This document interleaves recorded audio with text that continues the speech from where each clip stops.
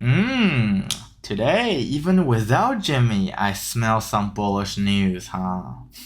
Smells good. That's what bullish news smells like, huh? Alright, Georgie boy. Guess you guys gonna file it on Thursday, huh? Very interesting play. I don't know if your CFO told you that this Thursday is way better than next Monday, but hey, for those of you who are selling calls, great play. Because Theta Decay, Theta Decay, it's gonna be super bad next week. So as is for George, if he actually have good news, he really wanna do it today. I mean today or tomorrow or on Friday or actually what would be super sneaky of him would be you want to do the earnings around like Friday afternoon after market. But hey, I know George's gonna watch this video. Do not change the date just because you watch this video, okay? But I do smell some interesting bullish news there. But everything we say on this video is gonna be speculations, okay? I know you guys want to hear good things. And I don't really want to lie to myself about good things, but I do smell a whiff of bullish news here. You guys want to know what that is? Watch this video to the end.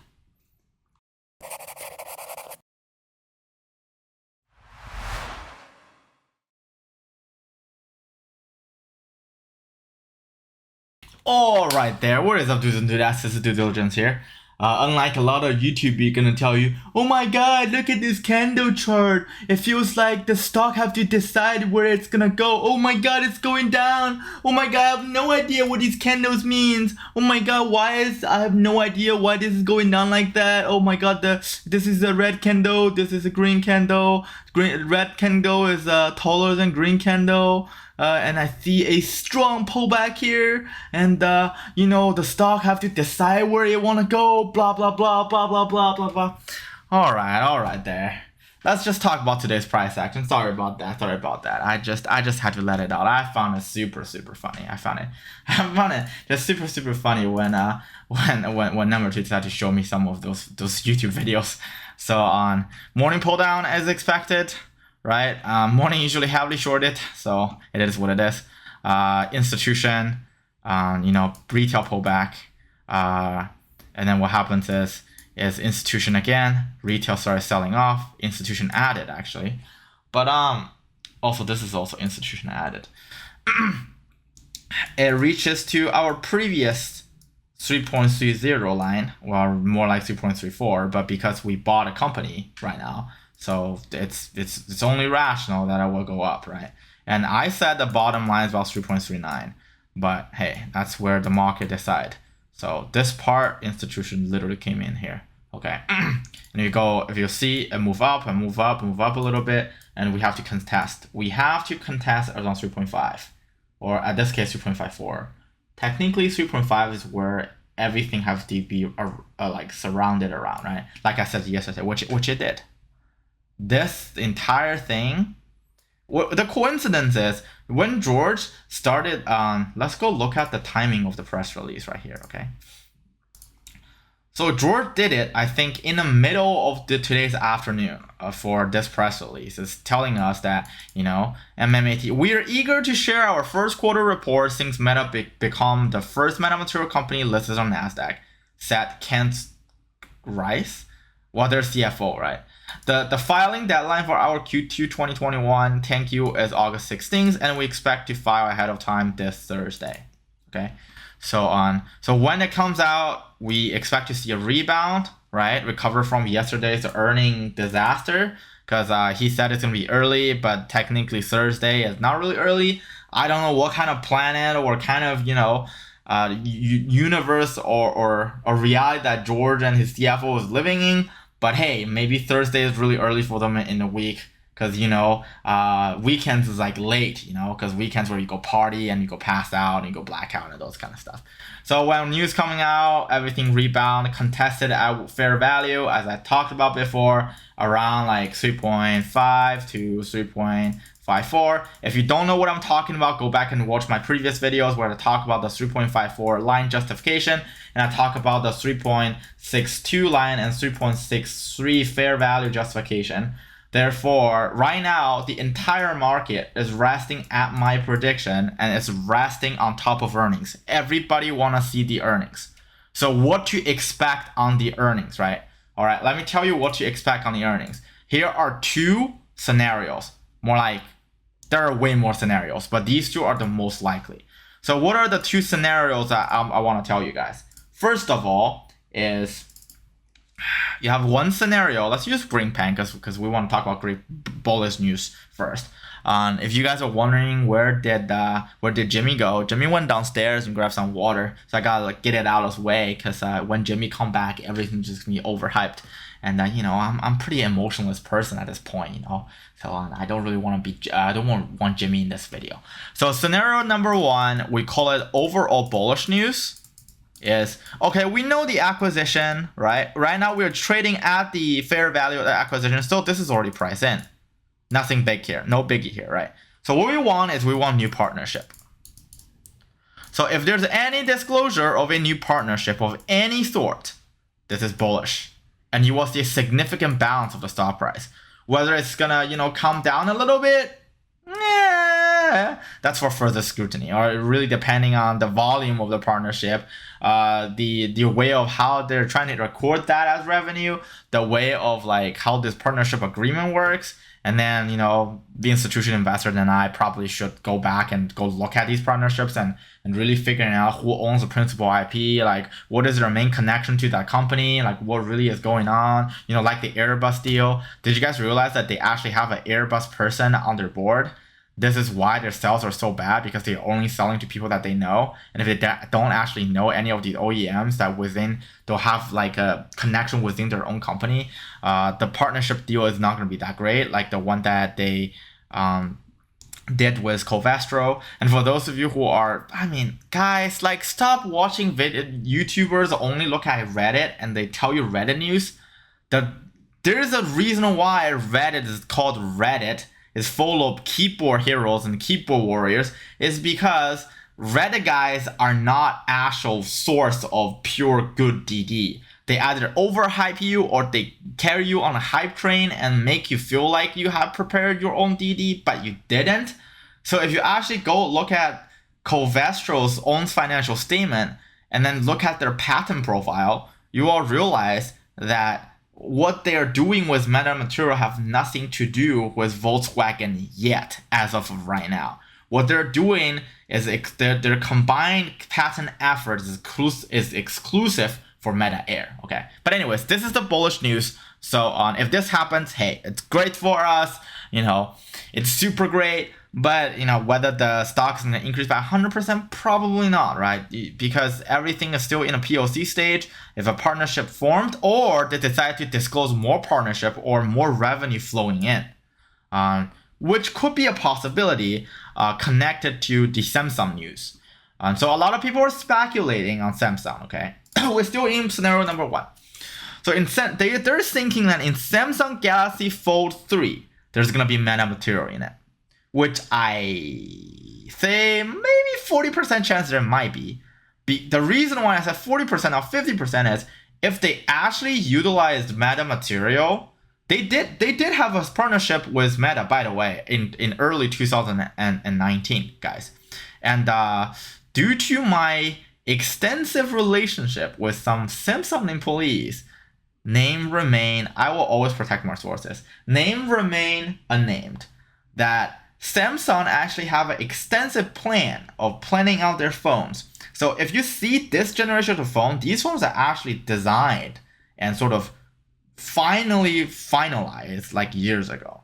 So I don't think Fold 3 will have metamaterial in it. And even if it have metamaterials in it, it's not going to have a lot of it. It's only going to be this technology, okay? This one. The wireless sensoring, like the transparent fingerprint sensor for Samsung. And I think it might be in Fold 4, not in Fold 3. Because if it's actually in Fold 3, I would see a trace of this in the financial statement. Unless when they're on the Canadian market, they didn't disclose as much they should. Which then it goes into the fraudulent activity sort of argument, which I don't really want to think into, because when a company engages in fraudulent activity, that's pretty bad. But I think it is gonna be in Samsung, but it's not gonna be this generation of Samsung. It's gonna be Samsung Fold 4, or it's gonna be in the tablet. And you know, tomorrow in the earnings, it might be a good time for them to announce that or to disclose that in a document. And for those of you who are reading things on Reddit, what you guys don't realize is Reddit were feeding you guys old news, guys. The one that first mentioned metamaterial is in 2019. And months before that or after that, Meta actually have a partnership with Samsung already. So Samsung was thinking about using metamaterial at least for one layer of their, their phone. And if we go look at, and for those of you going to be Patreon members, on Patreon there's going to be a sort of like a brief pattern profile on what we dig up on George. There's one pattern that's particularly interesting.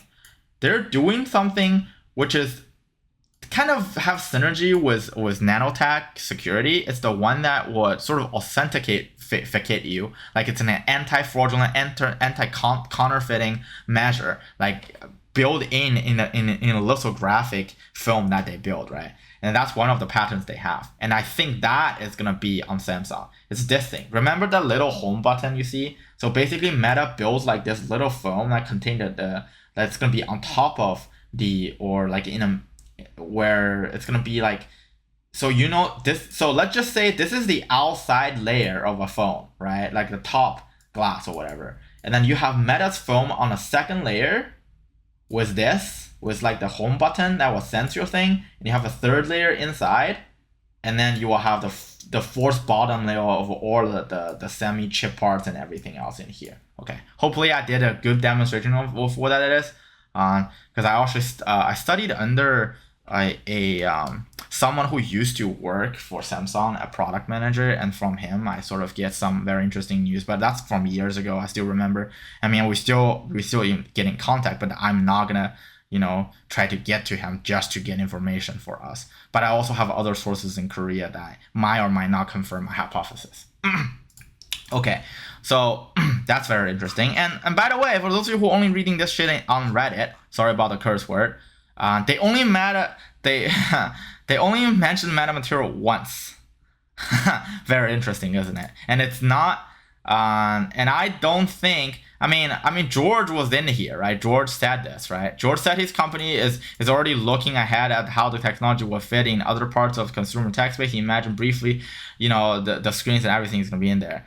And when he said that, it's not really he looked ahead, because he already formed a partnership with Samsung earlier that year, okay? So this is going to be the bullish rundown, right? So what about the non-bullish rundown? So there are other opinions on the line that will say, this might not be it's not going to be a bullish earning. So why is it not going to be a bullish earning? So scenario number 2, not bullish earning. Well, first of all, George burned too much money already. Burn rate issue. And if you guys want me to, do a detailed rundown of the burn rate calculation and why is it so bad, comment down below. Because number 2 is telling me stop being such an asshole and just trying to using my knowledge to sort of bully you guys. So I'm not gonna push a lot of these truths right at your face. I'm just gonna pick the ones that might or might not interest you just a little bit and not gonna be shocking news. Burn rate too much, and also what we're talking about when we talk about integration, right? We want to see the company like George's company to have vertical integrations. He is doing horizontal integration, which will have a delayed effect on stock price. So that will be temporarily not bullish, right? And also we need to worry about is he really needs to think about how he actually is gonna do a PR sector or a PR sort of department in his company. Since HR, he hired a new head of HR, that means he's gonna hire more people, right? And then his hiring priority might not be as great as we thought it would, because PR will be something that he really needs to focus on, especially for this stage of the company. But anyways, this is the non-bullish side. And also there might be another non-bullish side is because we hyped up too much. Where is my pen? Because right now we're overhyped. We're overhyped for the earning. And on the earnings, we don't see any new partnership. And we will see the total recognizable revenue recognition will go down. And potential for revenue will actually go down due to deacquisition and due to the fact that they don't really have a new partnership. Then that will be non-bullish news, okay? I think this is it for this video. I don't really want to further speculate how much the stock's gonna go up or down for tomorrow, because every time I'm right, everybody hates me. Every time I'm wrong, everybody hates me anyways. So at this point, I'm just gonna be like, everybody else, other than the fact that I'm telling you guys the truth and I'm telling you guys all factual information, and I'll give you a bullish side and give you a neutral side or non-bullish side or whatever, right?